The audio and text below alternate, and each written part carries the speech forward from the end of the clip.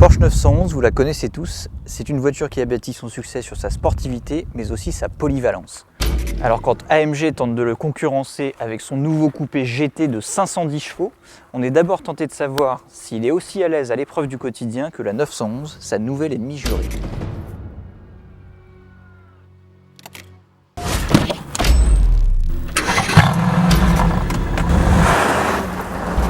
Au quotidien, on doit parfois faire des créneaux et la GT sait le faire, même si l'immense capot complique un petit peu l'exercice.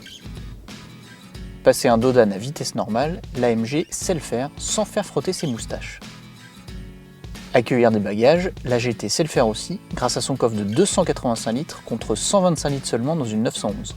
Pour emmener des amis à l'arrière, en revanche, la GT ne sait pas le faire car contrairement à la 911, la Mercedes est une stricte 2 places.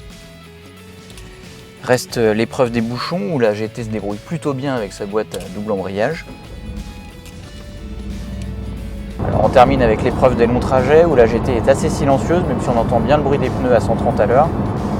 Par contre elle manque un peu de confort, la suspension est assez dure, les sièges aussi.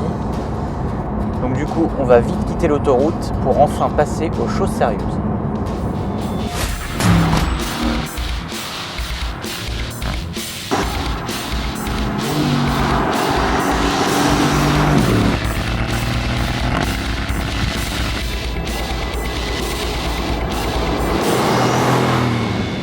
Avec cet AMG GT, on dispose d'un V8 plus petit que celui de l'ancienne SLS puisqu'il passe de 6,3 litres à 4 litres de cylindrée.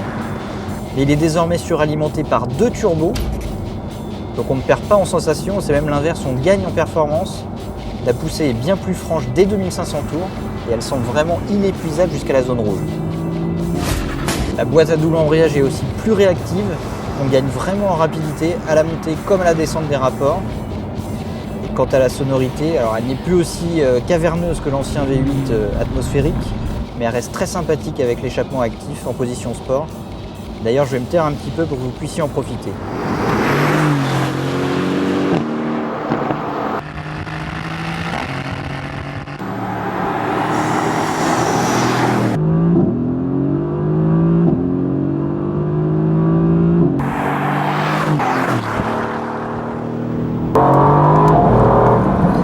Avec 510 chevaux sur les roues arrière, on pourrait craindre que la AMG GT soit un dragster inconduisible.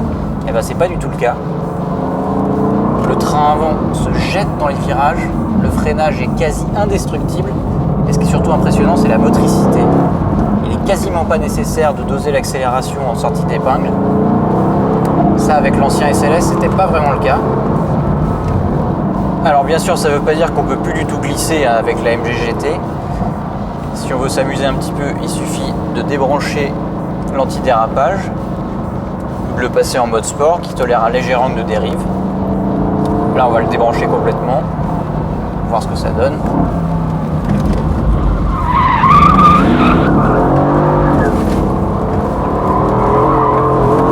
Ah, ça glisse toujours, il n'y a pas de problème.